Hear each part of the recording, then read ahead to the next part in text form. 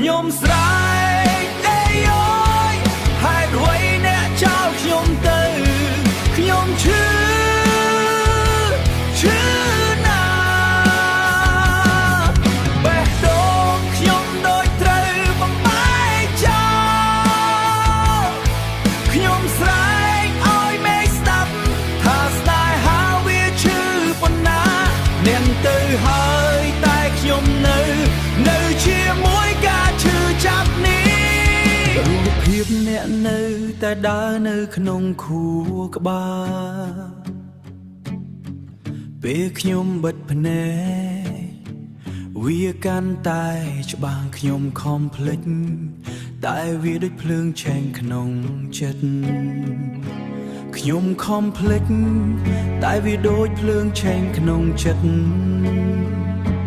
រាល់ថ្ងៃคล้ายជាការប្រយុទ្ធជាមួយអារម្មណ៍ខ្លួនឯ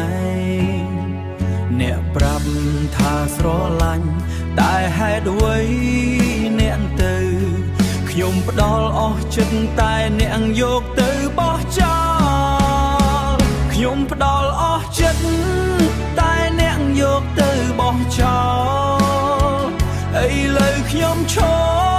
ម្នាក់ឯងក្នុងភាពងងឹតសូម្បីសំឡេងខ្លួនឯងក៏ស្ដាប់មិនច្បាស់ប្រហែលខ្ញុំមិនល្អគ្រប់គ្រាន់ប្រហែលខ្ញុំមិនសមនឹងអ្នកតែសូមប្រាប់ម្ដងកុំឲ្យខ្ញុំឈឺបែបនេះទៀតខ្ញុំស្រែកអេយ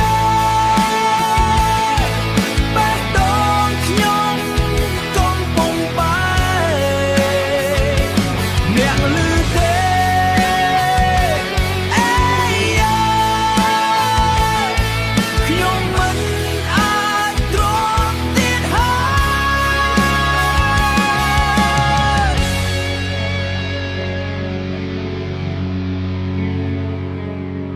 សំឡេងស្រែកនេះនៅក្នុងចិត្តខ្ញុំ